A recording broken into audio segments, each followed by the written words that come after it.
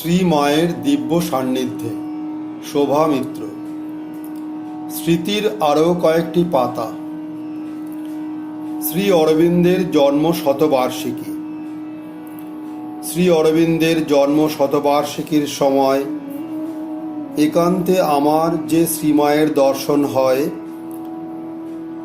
তা হয়নি, কিন্তু দুবার, দুই কারণে আমি নলিনীদা ও নবজাতজি মারফত জানতে পারি যে শ্রীমা আমায় মনে রেখেছেন। পণ্ডিচেরি গভর্নমেন্ট শ্রী অরবিন্দের শতবার্ষিকী উদযাপন করেন। তখন পণ্ডিচেরির গভর্নর ছিলেন শ্রী জাট্টি, শ্রী অরবিন্দ ও শ্রীমার ভক্ত। তিনি শ্রীমার কাছে প্রার্থনা জানান যে পণ্ডিচেরি গভর্নমেন্ট শ্রী অরবিন্দের শতবার্ষিকী উদযাপন করতে চায়। তখন নলিনীদা ও কিরিট ভাই যাবতীয় কাজে শ্রীমার বাণী ও তাঁর নির্দেশ আমাদের কাছে এনে দিতেন, কারণ আমরা তখন শ্রী মায়ের কাছে যেতে পারতাম না। একদিন নলিনীদার কাছ থেকে আমার ডাক এলো। গিয়ে জানলাম পণ্ডিচেরি গভর্নমেন্ট শ্রী অরবিন্দের শতবার্ষিকী উদযাপন করার জন্য আশ্রমকে একটি অনুষ্ঠান করতে অনুরোধ করেছে ও শ্রীমার কাছে এ বিষয়ে প্রার্থনা জানিয়েছে। শ্রীমা নলিনীদা মারফত অনুষ্ঠানটি করার ভার দিয়েছেন আমায়। আমি Shri Aurobindo and the mother on India and her future নামে একটি দেশাত্মবোধক অনুষ্ঠান করি। এই অনুষ্ঠানটির মুখ্য বিষয় ছিল ভারতবর্ষের বর্তমান ও ভবিষ্যৎ সম্বন্ধে লেখা শ্রী অরবিন্দ ও শ্রী মায়ের অসাধারণ বাণীগুচ্ছ। এর সঙ্গে আমি রবীন্দ্রনাথ, দ্বিজেন্দ্রলাল ও দিলীপ কুমার রায়ের বাংলা ও হিন্দি দেশাত্মবোধক গান, আশ্রম কবিদের কবিতায় সুর দিয়ে, আর বেদ, উপনিষদ ও ভগবদ গীতা থেকে স্তোত্র নিয়ে অনুষ্ঠানটি করেছিলাম। এই ইন্ডিয়া অ্যান্ড হার ফিউচার অনুষ্ঠানটি শ্রীমা একবার অনেক বছর আগে প্লেগ্রাউন্ডে দেখেছিলেন। মায়ের খুব ভালো লেগেছিল। তাছাড়া এটি 15ই আগস্ট করার জন্য উপযুক্ত অনুষ্ঠান বলে আমরা শ্রীমাকে জানালাম। তিনি খুশি হলেন এ প্রস্তাবে। এই অনুষ্ঠানে শ্রী অরবিন্দ ও শ্রীমার লাইনগুলি পড়েছিল ঝুমুর, মনোজ ও রিচার্ড। রবীন্দ্রনাথের বাংলা কবিতা আবৃত্তি করেছিলেন সাহানা দেবী। এটি অনুষ্ঠিত হয় সমুদ্রের ধারে বর্তমান গান্ধী স্ট্যাচুর সামনে খোলা বড় জায়গাটায় প্যান্ডেল করে। গভর্নর জাট্টি সাহেব ও অন্যান্য সকলের অনুষ্ঠানটি ভালো লেগেছিল। পণ্ডিচেরি গভর্নমেন্ট থেকে আমাদের অনুষ্ঠানটির জন্য 1100 টাকা দিয়েছিল। আমি সেই টাকা নলিনীদার হাত দিয়ে শ্রীমাকে অর্পণ করেছিলাম। শ্রীমা সেই টাকার কিছুটা অংশ আমাকে পাঠিয়ে দিয়েছিলেন। শ্রী অরবিন্দের শতবার্ষিকীতে সারা ভারতব্যাপী তাঁর স্মরণে অসংখ্য অনুষ্ঠান হয়।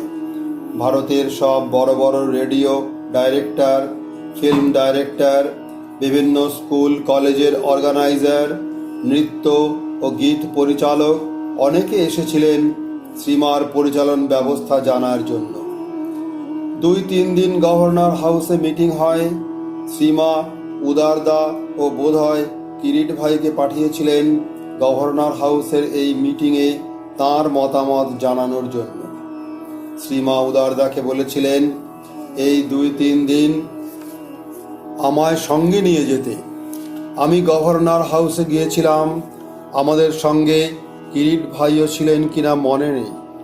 ভারতবর্ষের প্রচুর স্বনামধন্য লোকের সঙ্গে পরিচয় হলো, যাঁরা বিভিন্ন রেডিও স্টেশন থেকে এসেছিলেন। তাঁদের ওই বছরে বিভিন্ন সময়ে সুনীলদার মিউজিক রেডিওতে বাজানোর জন্য অনুরোধ করলাম। আমাদের মিটিংয়ের দ্বিতীয় দিনে তাঁদের ও অন্য সকলকে সুনীলদার মিউজিক শোনালাম। অনেক করে তাঁদের অনুরোধ করলাম এই বলে যে এই ধরনের নতুন সঙ্গীত সৃষ্টি সারা ভারতবর্ষে কোথাও হয়নি, সারা পৃথিবীতে কোথাও নেই। আশ্রমের এটি একটি অসাধারণ সঙ্গীত। আমি প্রচুর বলার পর, নিজেরা শোনার পর তাঁরা বুঝলেন কত অসাধারণ এ সঙ্গীত, কিন্তু শেষে বললেন এই বাজনা রেকর্ডিং অত ভালো নয়, রেডিও স্টেশনে বাজানোর উপযুক্ত নয় ইত্যাদি। অবশেষে আমি নিজেই উপলব্ধি করলাম যে সুনীলদার বাজনা যাই হোক, তাকে গ্রহণ করার, তাকে বোঝার মতো আধার দরকার। সে তো সবার হয় না।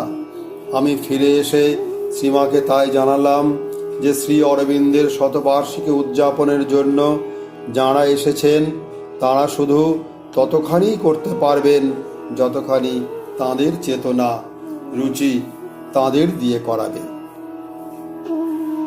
তবে একথা ঠিক যে সুনীলদার বাজনা তাঁরা গ্রহণ না করলেও সারা ভারতবর্ষের বিভিন্ন রেডিও স্টেশনে ও অন্যত্র শ্রী অরবিন্দের সম্বন্ধে ভাষণ, ভক্তিমূলক গান, নৃত্যনাট্য ইত্যাদি প্রচুর হয়েছিল। আমরাও আশ্রমে বিভিন্ন রকমের অনুষ্ঠান করেছিলাম শ্রী অরবিন্দ সম্বন্ধে। একটি অনুষ্ঠানের কথা বলছি যার সঙ্গে সরাসরিভাবে আমি যুক্ত ছিলাম। অনুষ্ঠানটি হয়েছিল ইংরেজিতে, নাম ভাবিকালের দিকে, টুয়ার্ডস দ্য ফিউচার। এটি অনুষ্ঠিত হয়েছিল 16ই আগস্ট প্লেগ্রাউন্ডে। এর বিষয়বস্তু ছিল শ্রী অরবিন্দ ও শ্রীমার লিখিত আগত নবযুগের নবচেতনার অগ্নিমন্ত্র, যা ভাবিকালের আগমনী বার্তা বহন করে আনছে। এই বাণীগুলির সঙ্গে বেদ ও উপনিষদের সংস্কৃত স্তোত্র, শ্রীমার দেওয়া অর্গানটির গুরুগম্ভীর আওয়াজ ও বেহালার মর্মস্পর্শী সুরের মূর্ছনা একত্রিত হয়ে একটা আধ্যাত্মিক আবহাওয়ার সৃষ্টি করেছিল প্লেগ্রাউন্ডে। আশ্রমের সাধক সাধিকারা, শ্রীমা ও শ্রী অরবিন্দের ভক্তবৃন্দ, দর্শনার্থীরা সকলেই অনুষ্ঠানের গভীরতা ও স্বর্গীয় আবহাওয়া উপভোগ করেছিলেন। পরের দিন সকালে নবজাতজি এক ভদ্রলোককে নিয়ে রেড হাউসে এলেন আমার সঙ্গে দেখা করতে। পরিচয় জানলাম তিনি হচ্ছেন মিস্টার আঙ্গাডি, কর্ণাটকী ভদ্রলোক যাঁর বসবাস লন্ডনে। তিনি এশিয়ান মিউজিক নামে একটি জার্নালের ডাইরেক্টর। জার্নালের একটি কপি আমার হাতে দিয়ে উনি ও নবজাতজি বসলেন। 2-4 পাতা তাড়াতাড়ি উল্টে দেখি জার্নালটি বড় বড় শিল্পীদের ছবিতে ভরা। মিস্টার আঙ্গাডি কথা শুরু করলেন, মিস শোভা, আমি একটা প্রস্তাব নিয়ে এসেছি আপনার কাছে। আমার কাজ হলো পাশ্চাত্যের নামকরা শিল্পীদের নিয়ে এসে ভারতের বড় বড় শহরগুলিতে অনুষ্ঠান করানো এবং ভারতের বিখ্যাত শিল্পীদের ইউরোপ, আমেরিকা, জাপান, চীন ইত্যাদি দেশের বড় বড় শহরে নিয়ে গিয়ে অনুষ্ঠান করানো। গতকাল আপনার অনুষ্ঠান দেখে আমি খুবই প্রভাবান্বিত।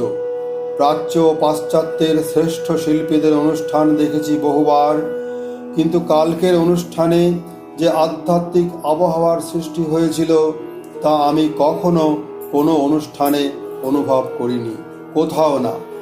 তাই আমি জগৎকে দেখাতে চাই শ্রী অরবিন্দ আশ্রমে কি কাজ হচ্ছে।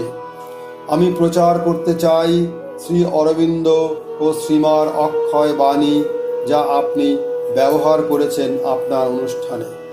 আমি আপনাকে ও আপনার দলের 12 জনকে পৃথিবী পরিভ্রমণে নিয়ে যেতে চাই। প্রথমে যাব ভারতের বড় বড় শহরে, তারপর যাব ইউরোপ, আমেরিকা, জাপান, চীন ইত্যাদি দেশে। 26 দিন পরিভ্রমণের পর আপনাদের ফিরিয়ে আনবো আশ্রমে। এই পরিকল্পনার অর্থাৎ আপনাদের সমস্ত খরচের ভার আমার। আপনাদের শুধু এই অনুষ্ঠানটি ভাবিকালের দিকে প্রত্যেক জায়গায় যেখানে আমরা যাব সেখানে একবার অভিনয় করতে হবে। সেই জন্যই আমাদের এই প্রচেষ্টা। এই প্রস্তাব শুনে তাকে অনুরোধ করলাম তার সব বক্তব্য পরিকল্পনা শ্রীমাকে একটি চিঠি লিখে জানাতে। শ্রীমা যা স্থির করবেন সেই সিদ্ধান্ত আমরা মেনে নেব সর্বান্তকরণে। নবজাতজিত রোজ শ্রীমার কাছে যান, তার হাত দিয়ে চিঠিটা দেওয়া যেতে পারে এ প্রস্তাবে তারা রাজি হলেন। ঠিক হলো পরের দিন চিঠিটা শ্রীমাকে পাঠানো হবে।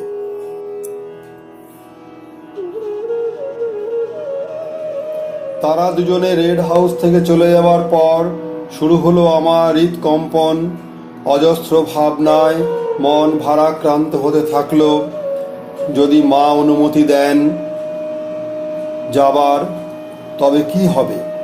যেখানে একদিনের জন্য মন আশ্রমের বাইরে থাকতে চায় না, সেখানে 26 দিন থাকবো কি করে? কোনো দিন প্লেনে উঠিনি, এত দেশ দেশান্তরে প্লেনে যাব কি করে? এমনি নানা চিন্তার স্রোত মনকে তোলপাড় করতে লাগলো। শ্রীমার উত্তর না আসা পর্যন্ত মনের মধ্যে এক বিরাট যুদ্ধ চলতে লাগলো। এদিকে বিকাল হতে না হতেই অনুষ্ঠানের দল হাজির। সুখবরটা শুনে সবাই উত্তেজিত। তবে যখন শুনল এ যাওয়া নির্ভর করছে শ্রীমার মতামতের উপর, তখন অবশ্য কয়েকজন বেশ হতাশ হয়ে পড়ল। আমার এক ছাত্রী তো বলেই ফেলল, শ্রীমাকে কেন জানালেন সবাদি? আমরা এমনিই চলে যেতাম। এখন শ্রীমা না বললে তো আর যাওয়া হবে না। তার সে ছেলে মানুষই কথা শুনে সবাই হেসে উঠল। সেদিনের সন্ধ্যাটা সবার সঙ্গে বেশ আনন্দে কাটল। পরের দিন নবজাতজি এলেন মিস্টার আঙ্গাডিকে নিয়ে। আমার হাতে চিঠিটা দিয়ে মিস্টার আঙ্গাডি নীরবে গিয়ে বসলেন চেয়ারে। আমার আর একবার হৃদকম্পন শুরু হলো। তারপর শ্রীমার চিঠিটা খুলে পড়লাম। তিনি লিখেছেন, আমি চাই না যে আমার ছেলেমেয়েরা বাইরে গিয়ে অনুষ্ঠান করে, মা। মিস্টার আঙ্গাডি দুঃখিত হলেন, কিন্তু শ্রীমার কথা তিনি শান্ত মনে মেনে নিলেন। নলিনীদা ডেকে পাঠালেন আমায়। পরের দিন সকালে তাঁর ঘরে গিয়ে দাঁড়াতেই বললেন, এসো শোভা, শ্রীমা তোমাকে জানাতে বললেন যে লোকে তোমায় এখানেই চিনবে। তিনি চান না তুমি বাইরে গিয়ে অনুষ্ঠান করো। এ কথা শোনার পর নলিনীদাকে বললাম, শ্রীমা যে আমায় তাঁর সন্তান মনে করে পৃথিবী পরিভ্রমণে না যাওয়ার আদেশ দিয়েছেন, এই আমার চরম পরিচিতি, এই আমার জীবনের চরম পাওয়া। এর থেকে বড় স্বীকৃতি বা পরিচয় আর কি হতে পারে? নলিনীদা আমার হাতে কয়েকটি ফুল দিয়ে বললেন, এই নাও শ্রীমার আশীর্বাদ। এই ঘটনার পরও কয়েকবার অনুরোধ এসেছে বাইরে গিয়ে অনুষ্ঠান করার, কখনো তা করিনি, কখনো না।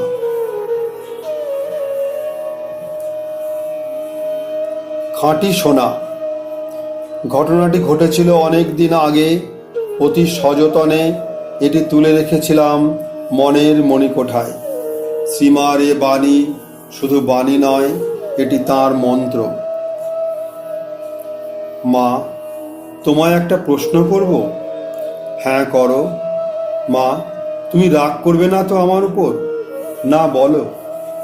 মা, এখানে কত লোক কত ভুল করে, কত অন্যায় করে, কিন্তু চুপচাপ তারা সে অন্যায় করেই চলে। তুমি তাদের কিছু বলো কি না জানি না, তুমি তা জানতে পারো নিশ্চয়, কিন্তু আমি কিছু ভুল করলে তার বিরাট ফল আমায় ভোগ করতে হয়। যেন আমি কি একটা বিরাট অন্যায় করেছি। কেন এমন হয় মা? শ্রীমা খুব গুরুত্বপূর্ণভাবে আমার দিকে চেয়ে রইলেন। তারপর এই অসাধারণ বাণী শ্রীমার মুখ থেকে বেরিয়ে এলো। এ শুধু বাণী নয়, এ মন্ত্র। শ্রীমা বললেন, আমি এখানে একটা ছোট্ট জগৎ তৈরি করেছি। এর মধ্যে ভালো মন্দ সব কিছু আছে, যা তুমি বাইরের জগতে দেখতে পাও। যারা সাধনার জীবন নিয়েছে তাদের কাছে এই দৈনন্দিন ঘটনাগুলি কষ্টি পাথরের মতো। প্রত্যেকে তাদের স্বভাবগত অকপটতার শক্তি অথবা কপটতার প্রাধান্য নিয়ে এই ঘটনাগুলির সম্মুখীন হয়। যারা তাদের অকপটতাকে একান্তভাবে সম্পূর্ণভাবে বজায় রেখে এই পরীক্ষায় উত্তীর্ণ হতে পারে, তারা হয়ে ওঠে খাঁটি সোনা। শ্রীমা অতি করুণা ভরে আমার দুটি হাত নিজের হাতের মধ্যে নিয়ে আমার চোখের দিকে আবার গভীর ও গুরুত্বপূর্ণ দৃষ্টি রেখে বললেন, শোভা, মাই ডিয়ার চাইল্ড, ভগবান তোমার অকপটতার মূল্য দেন। তাই তিনি তোমার জীবনের ঘটনাগুলি তোমার সামনে এমনভাবে তুলে ধরেন যে তুমি সেখানে অকপট হতে বাধ্য হও। জীবনের প্রতিটি ক্ষেত্রে, প্রতিটি কর্মে আমায় মনে রাখতে চেষ্টা করো। যদি মনে রাখতে না পারো, আমায় ডাকো, আমায় ডাকো, সব ঠিক হয়ে যাবে। শ্রীমা আমার মাথায় হাত রেখে কিছুক্ষণ চোখ বন্ধ করে বসে থাকলেন। তারপর চোখ খুলে বললেন, আসি, আবার দেখা হবে। শেষের কয়েকটি কথা। শ্রী অরবিন্দ ও শ্রীমা যে অতি মানুষ নবচেতনার বাণী আমাদের দিয়ে গেছেন, তাকে উপলব্ধি করার জন্য চাই ঐকান্তিক আত্মসমর্পণ ও একমুখী সাধনা। এই দিব্য সত্যকে উপলব্ধি করার জন্যই, এর প্রকাশের জন্যই আমাদের আশ্রম গড়ে উঠেছে। আমি ছোটবেলা থেকেই আশ্রমে থাকি বা না থাকি, এই চিন্তাধারার মধ্যেই বড় হয়েছি। শ্রী অরবিন্দ শ্রীমা তাঁদের লিখিত রচনাবলীর মাধ্যমে প্রচুর লিখে গেছেন, বলে গেছেন কেমন করে এ নবচেতনার অংশীদার হওয়া যায়, কেমন করে পুরানো প্রকৃতির পরিবর্তন এনে এই নতুন চেতনার প্রকাশ করা যায়। এই নিয়েই শ্রীমা কাজ করেছেন আমাদের মধ্যে, এখনো কাজ করে চলেছেন। এই মানসিক প্রকৃতির পরিবর্তন, প্রতিদিনের প্রতি মুহূর্তে এই যে নতুন ভাবধারার প্রকাশ, নতুন দৃষ্টিভঙ্গি, নতুন কল্পনা, দিব্য জীবন উপলব্ধি করার জন্য এই যে প্রচেষ্টা, এই নিয়েই আমরা কাজ করে চলেছি আশ্রমে। আমাদের দৈনন্দিন জীবনে, পড়াশোনার মধ্যে, গ্রুপ ডিপার্টমেন্টের কাজে, নাচ, গান, বাজনা, আঁকা, সাংস্কৃতিক অনুষ্ঠান ইত্যাদি সব কিছুর মধ্যে এই যে নতুন আহ্বান, পুরানো গতানুগতিক ভাবধারা, অভ্যাস, চিন্তাধারাকে নতুনে পরিবর্তিত করার প্রয়াস, এই ছিল শ্রীমার পদ্ধতি, শ্রীমার অবদান, আমাদের মধ্যে শ্রীমার কর্মধারা। এই অভিপ্সা, এই চেতনা পাওয়ার আস্পৃহা ও তার প্রচেষ্টা এমনভাবে শ্রীমা তাঁর দিব্য শক্তি দিয়ে আমাদের মধ্যে প্রতিষ্ঠিত করে গেছেন যে আমরা সে ছাড়া আর কিছু ভাবতেই পারি না।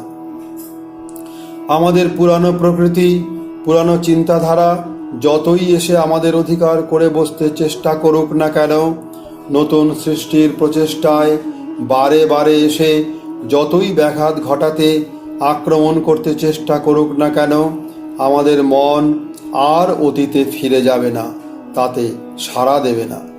নবজীবনের, নবচেতনার যে বীজ শ্রীমা আমাদের মধ্যে রোপণ করে গেছেন, তা দৃঢ়ভাবে প্রতিষ্ঠিত। তা শুধুই উপলব্ধির প্রতীক্ষায়, তা শুধুই আমাদের প্রকৃতির পরিবর্তনের অপেক্ষায়। এই নবচেতনার উপলব্ধি, এই প্রকৃতির পরিবর্তন, এ শুধুই সম্ভব শ্রীমা ও শ্রী অরবিন্দের করুণায়, তাঁদের সহযোগিতায়। শ্রী অরবিন্দ আমাদের কাছে অতি মানস ঋত্বিক নবচেতনার পূর্ণ বিকাশ। তাঁকে মহাঋষি বলে দর্শন করেছি, আমরা প্রণাম করেছি। কিন্তু আমরা জানি শুধু মাকে, মাই আমাদের সহায়, মাই আমাদের আরাধ্যা দেবী, মাই আমাদের সব। 9 বছর বয়স থেকে আমার প্রকৃতিকে নিজের হাতে তুলে নিয়ে আমার পরিবর্তনের ভার নিয়েছেন।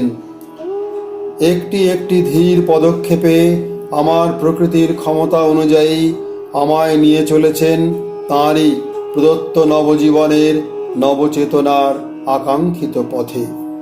আজ আমি সচেতনভাবে আমার হৃদয়ে তাঁকে আহ্বান করে বলছি, হে দিব্য জননী, আমার হৃদয়ে অধিষ্ঠাত্রী দেবী হয়ে বসো। আমায় হাত ধরে নিয়ে চলো সেই জ্যোতির্ময় পথে, যার স্বপ্ন তুমিই আমায় দেখিয়েছ।